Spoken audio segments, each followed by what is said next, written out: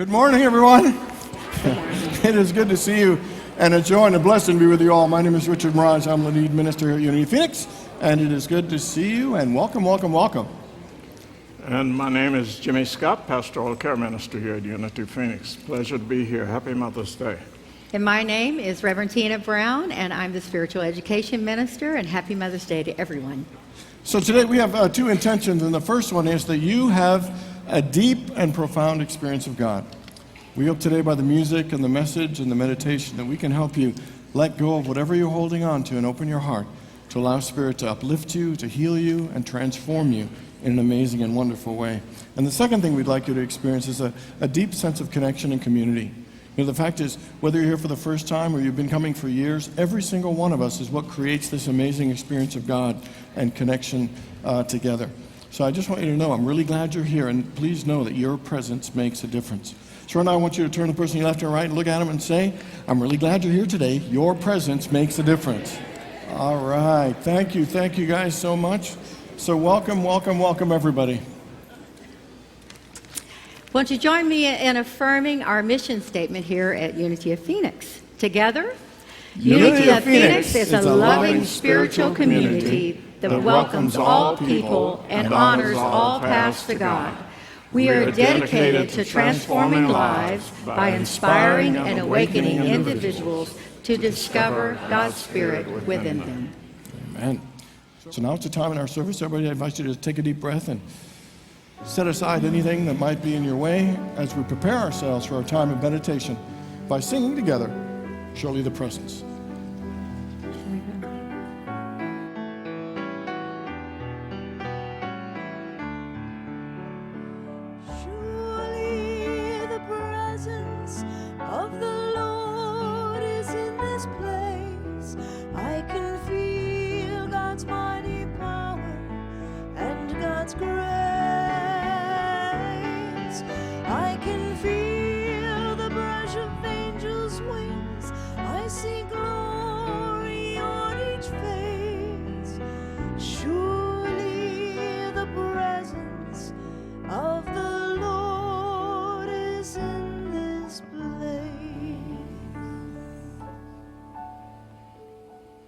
So as we enter now into this time of meditation and this time of prayer, I encourage you to get comfortable in your seat, to take a deep, relaxing breath,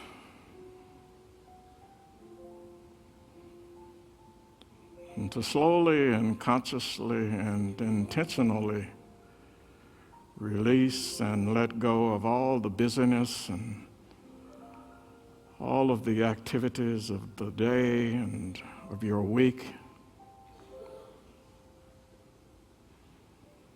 Just allow yourself to be at peace for a few moments.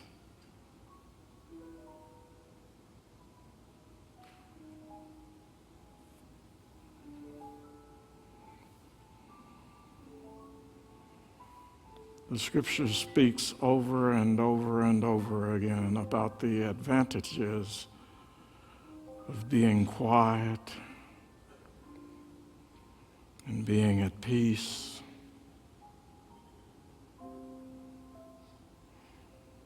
And of releasing and letting go of anxiety and worry and fear.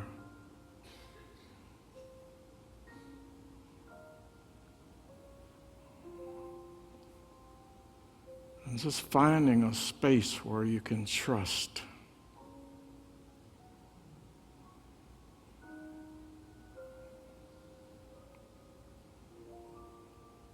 Trust that all is well in your life and in the world.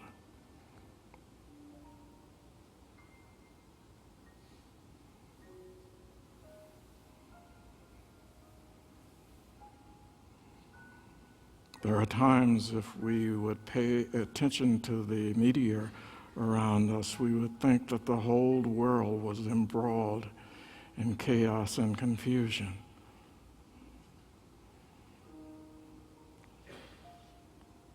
When in fact, the majority of the world is at peace.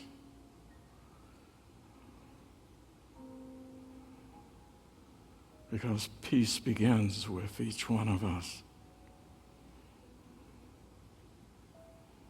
And we get the chance to decide how we show up.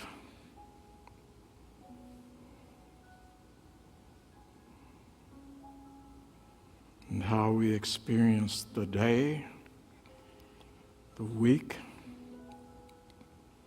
and all of our experiences.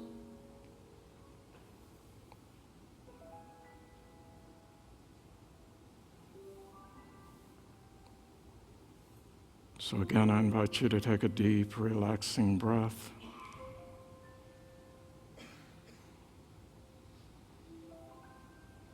And just get comfortable.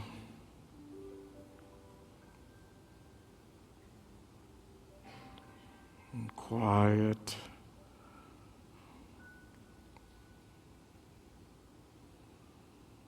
And for the next few moments, just breathe and relax as we think about the troubled spots in our world and in our lives, in the lives of all the people who have called or written this ministry in search of healing and support.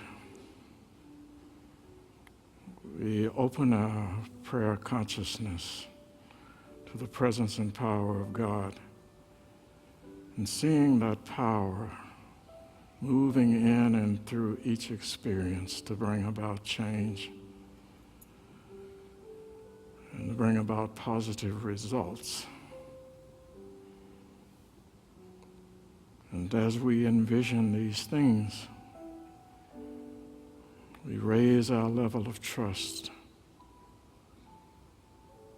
in the power of the universe to bring about resolution, and we release it and let it go. And we pronounce it done with a simple Amen. And so it is.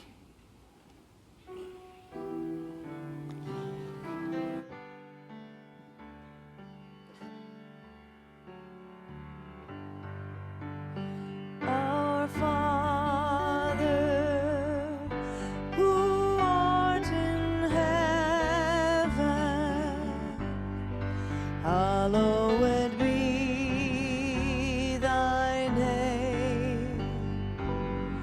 Thy kingdom come. Thy will be done on earth as it is in heaven. Give us this day our daily bread, and forgive us our debts as we forgive our debtors. And leave us not in temptation, but deliver us from evil. For thine is the kingdom and the power and the glory forever.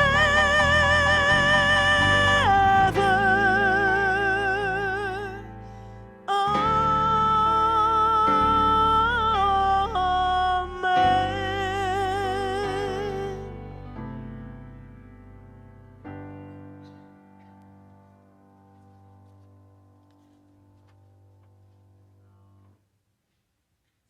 Morning again, everyone. Special shout out to everybody who watches us online. Thank you all for tuning in. So how many people have ever felt like you didn't have enough time to do all the things you wanted to do? Anybody ever have that?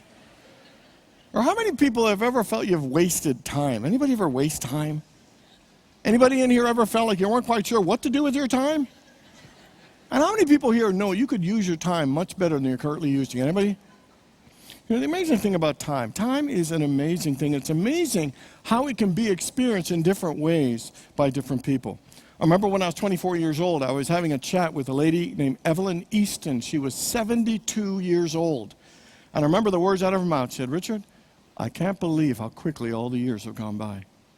It feels just like yesterday I was in high school." And as a 24-year-old kid, it didn't quite compute to me how more than 55 years could have just gone by. It felt like yesterday. In fact, I was at a different place in my life at 24. Life wasn't going well. And for me, time was just dragging on, and life was moving so slowly. Isn't it interesting that for some of us at times, time can fly by and go quickly, and at other times it can drag on and move slowly. Sometimes we even say that time stands still. I'm always amazed at, again, the different ways and all the ways and the things we can do with time. You know, we can spend time, we can save time, we can keep time, we can mark time, we can find time, we can tell time, we can take time, we can make up time. You know, we can race against time, we can pass time, we can be ahead of time, we can be right on time, you can give someone a hard time, and you can even stand the test of time. You know, you can manage time, you can waste time, you can kill time, you can do time. And if you do, you might be living on borrowed time. But if it doesn't work out, better luck next time. You know, we can have time on our hands, time on our side. We can have a good time or a bad time, quality time, free time, extra time, spare time, half time, overtime, too much time. You can even have all the time in the world. You know, when you travel east, you know what happens? We lose time. When you travel west, we gain time. If you're really talented, you might have your own show in prime time. And if you do illegal activities, you might end up doing time or serving time. I know you're probably all just thinking you have no time for my silliness, and it's about time I stop talking about time, because time is money and time is of the essence. But no matter what you think of this silly little shtick or how you experience time, the truth is, for every single one of us at some point, we will all run out of time. Benjamin Franklin once said, "Do not squander your time, for time is the stuff that life is made of." And when you think about it, in many ways, time is probably one of the, if not the most precious gift that we have. Time is the raw material of anything and everything that we want to or desire in our lives. Anything you want to do takes time. Anything you want to have takes time. Anything you want to create takes time. Anything you want to learn takes time. Anything you want to become takes time. Anything you want to achieve takes time. Anything you want to enjoy takes time. Anything you want to experience takes time. Everything in life takes time. Time is very precious. And the truth is, we will all run out of it at some point. You know, the song "Nick of Time" by Bonnie Raitt, to me, is a reminder that life is precious. And that we only have a certain amount of time here on this planet. So it's important for us in how we use it and the choices we make in what we do with it. You know, spiritually speaking, our spirits are eternal. But the truth is, our bodies have a limited shelf life. You know, we might be unlimited spiritual beings, but we are in limited human form. Every one of us gets older. Times go by, our bodies change, life changes, and it behooves us to get a little bit more clear about how we want to spend our time, how we want to use our time, invest our time, share our time, and enjoy our time. You know, we are in the third week of our 4-week annual series called The Songs of Life, where we choose some songs, because I think songs have a way to take us deeper than just the spoken word. Songs have a way to open our hearts, to uplift us and inspire us in a great and amazing way. And I truly think that there are certain songs that come to us and that we hear that really teach us and inspire us how to live life in a greater way. I think there's spiritual lessons and life lessons possessed in songs that help us live more freely, more fully, and more joyfully. So what are the lessons that we can learn in the song, Nick of Time? Well, the first thing is it is important for us to know what's important to us and to be able to make those choices. You know, Lee Iacocca once said, if you want to make good use of your time, you got to know what's important to you. So my question is, what is important to you? What are the things that have the most meaning and value to you? What are the things that feed your soul? What are the things that make your heart sing? What are the things that light you up and excite you, that drive you and motivate you, that make you feel a sense of fulfillment? And the bigger question is, are you using your time and spending them on those most important things, the things that mean the most and the things that you care about the most? When you look at it with life, it's so infinite. There are a ton of things, unlimited number of things that we can pick from. You know, we can pick from things of being interested in business matters, in health matters, in medical, in law, social justice, art, music, history, nature, animals, community, the environment, spirituality, sports, children. I mean, it goes on and on that you can pick from. The question is, what's important to you? What drives you? What has meaning for you? What do you care about? What is the key way and ways that you want to invest and spend your time? I think when we are wasting time, it's a sign that we not only don't know what we want to do, we really don't realize what's important to us. I think the biggest waste of time is not spending time and thinking of how we want to spend our time. I think that's one of the most important things. And the fact is that many of us don't do that. And do you know why? Because taking time to think about how we want to spend our time requires that we get quiet and listen. Sometimes we think it's about just thinking, and it isn't. It's about getting quiet and being still and listening to your heart, listening to your soul, and taking the time to sit with it and get clear of what is really mine to do. What is the best thing for me to do? What is the thing I'm here to do? What is the things I want to create? Who do I really want to be? And the question is, are you willing to use your time well? Are you willing to take time to be still and really get centered and get clear and get connected with what your heart wants and what your soul wants you to do? I love the lines of the song. It says, "A friend of mine, she cries at night and calls me on the phone. She sees babies everywhere she goes and she wants one of her own. She waited long enough and still he can't decide. Pretty soon she'll have to choose. And it tears her up inside." Sometimes even when we know what we want, sometimes choosing it and making the decision isn't easy. Sometimes even when we know what we want, it's tough to make that decision. It's tough because it might require us to change or do something in a different way that might affect other people. We're not just scared to run out of time. Sometimes I think we're scared to choose. We're scared to act. We're scared to ask, to do, to change, to move, to study, to work for, to step up, to leave, to do the things that will, that will create a space for what is really important to us. And that's an important thing, is we can know what is important, but the act of choosing takes a lot of courage. I think life is always calling us. Many things are possible. The question is, what are you choosing? What do you choose to do? What are you choosing in terms of where and how you want to spend your life? In the book of Joshua, it says, "Choose for yourselves this day whom you will serve."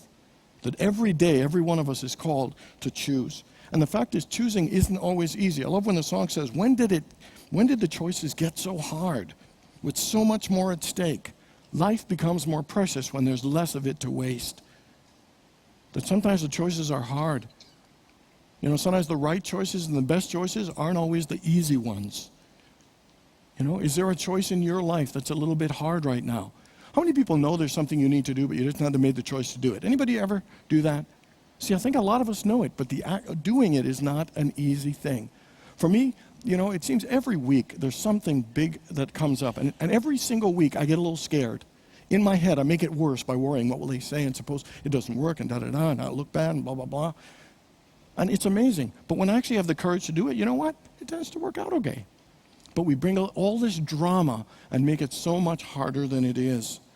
One of the things is, I think that sometimes choices are tough in moving because people can sometimes be affected. Sometimes people may not like it. Sometimes we may not feel worthy of it.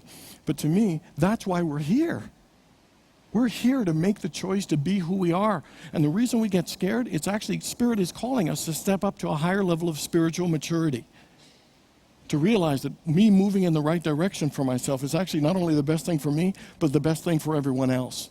that being honest, being true to ourselves is the greatest gift we can give ourselves and the world and the other people, even if the initial part is uncomfortable. So if we want to use our time the best, we got to get clear and be still and know what's important to us, and then we've got to be willing to make those choices, make the change, take the action. And the second thing is we need to understand, accept, and embrace life as it is. Let me ask you a question. How many people have had everything in your life go exactly the way you want it? How many people? Okay. And so one of the things we got to understand, accept, and embrace is that life isn't always going to go our way.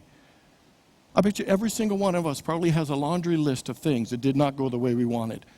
There are many things in my life that have not gone the way I wanted. I'm from a family of 10, 5 boys, 5 girls. And ever since I was a kid, I've wanted to be a father. So when I was 6 years old, my parents had a tailor-made suit for me. Little cuff, still have it. It has its own special drawer. It is so cute. And ever since I was a kid, including in my teenage years, I would be dreaming. I even have the kid's name. I mean, I had that ready because I wanted to be a father. I wanted to have a son. And for whatever reasons, life didn't work out that way for me. There are other things. I wanted to go to college. I wanted to play on my college volleyball team. I wanted to get a degree and go into sports medicine and physical therapy. But I was injured in a car accident the day after I graduated high school, and I didn't get to go to college with my friends. I didn't get to play college sports. And it, in fact, ended up taking me more than 10 years before I got my degree. I got it in my early 30s. Sometimes life doesn't turn out the way we want it to turn out. I bet every one of us has some things in our lives that didn't go exactly the way we hoped. Maybe we thought we'd get married and didn't, or thought we'd have 4 kids and maybe we just had 1, or thought we would have our own business, but we didn't do that. Or we thought we'd gain a certain income, or we thought we'd get a certain job, or we'd travel the world, or we'd play a musical instrument, or we'd speak a different language, and that didn't work out, or we'd retire at 50, or that we would run a marathon. Maybe our family's not as close as we hoped our family would have been. Maybe our children have gone in a direction we thought that they wouldn't go. Every one of us has areas of our lives that may not have turned out the way we wanted it to turn out. Maybe our bodies, we were injured, and maybe our bodies, aren't as healthy as we wanted them to be and would like them to be. Every one of us has some areas. And unfortunately, sometimes in life, we can spend our time resisting and fighting against the things that have happened, thinking how unfair it is, that it wasn't right, having lots of regrets, thinking this shouldn't have happened. And I tell you, sometimes things don't work out, and the worst way we can spend time is resisting and fighting against all the things that have happened. Because the truth is, sometimes the right road makes the wrong turn. Sometimes things don't work out the way we want it to work out, and it can be devastating. And it's important to grieve and release those feelings, but it's also a point we need to understand, accept, and embrace them, and move forward them in the greatest way.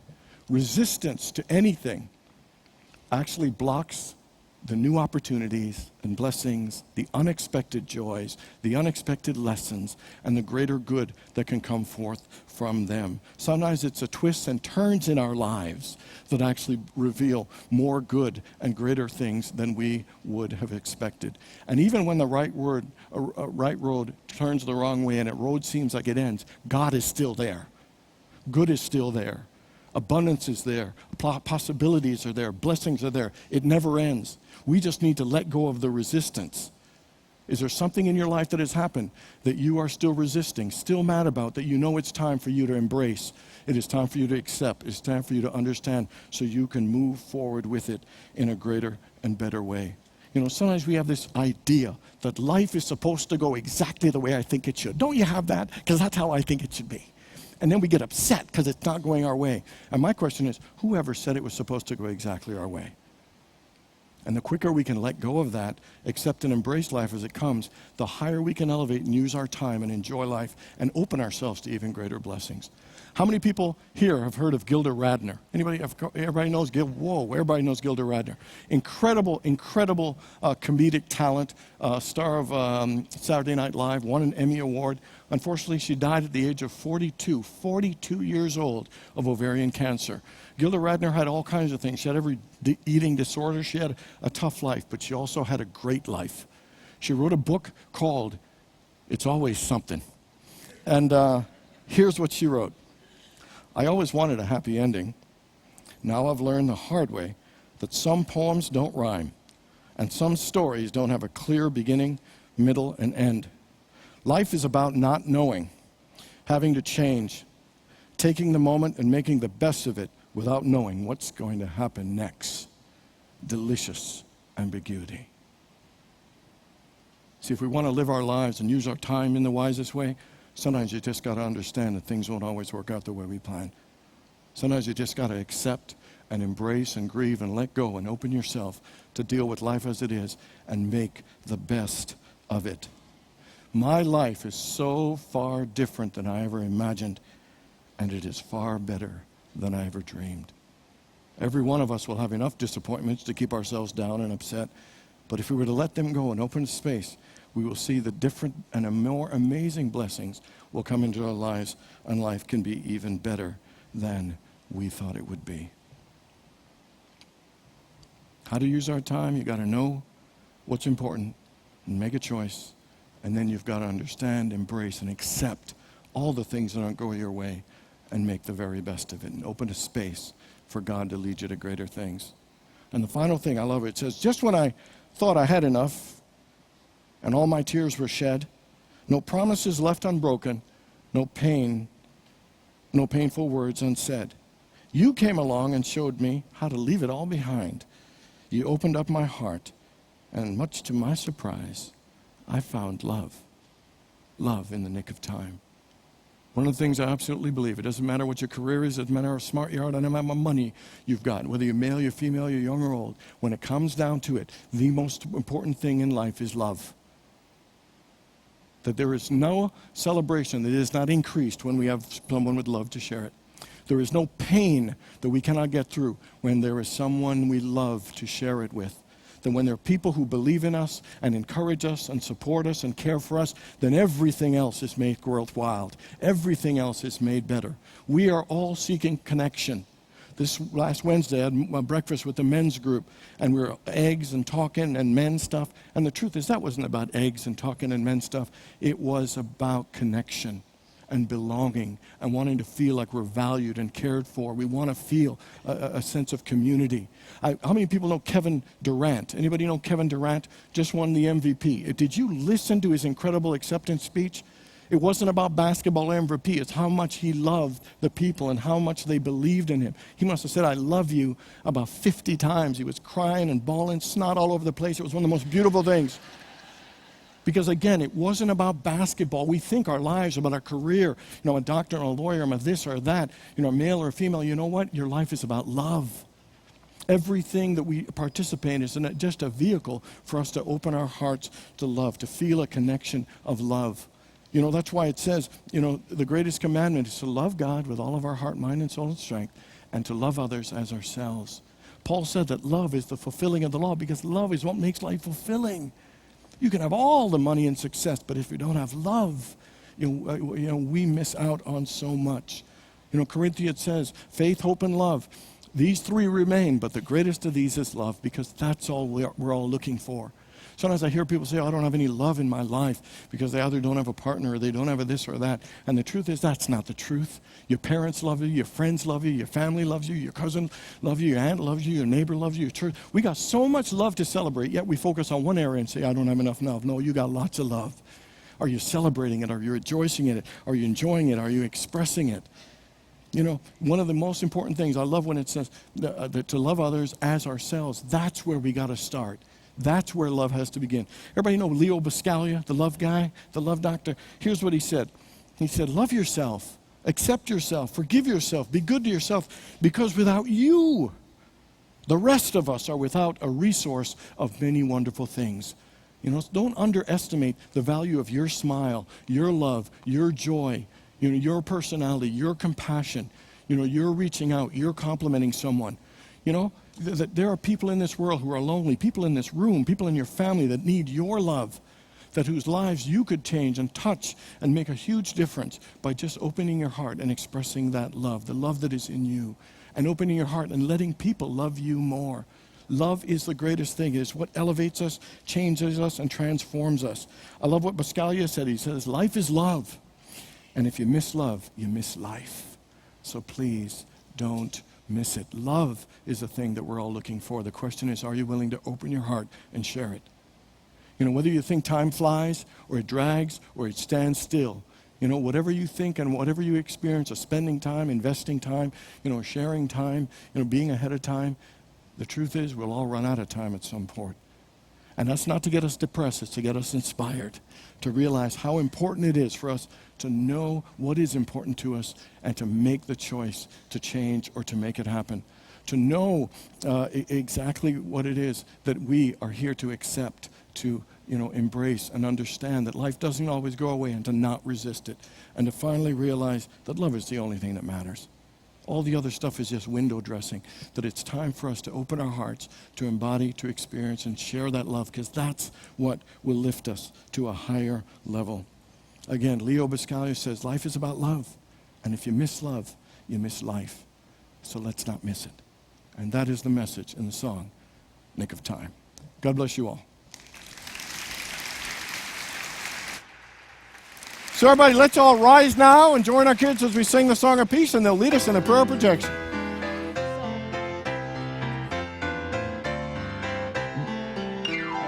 Let there be peace on earth, and let it begin with me. Let there be peace on earth, the peace that was meant to be, with God as creator. Family, all are we. Let us walk with each other in perfect harmony. Let peace begin with me.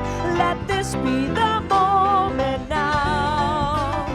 With every step I take, let this be my joyous vow. To take each moment and live each moment in peace eternally. Let there be peace on earth, and let it begin with me. And now let's follow our kids' lead with a prayer of protection. Kids? Love of God enfolds us, the power of God protects us, and the presence of God watches over us. Wherever we are, God is. God bless you, everybody. Happy Mother's Day.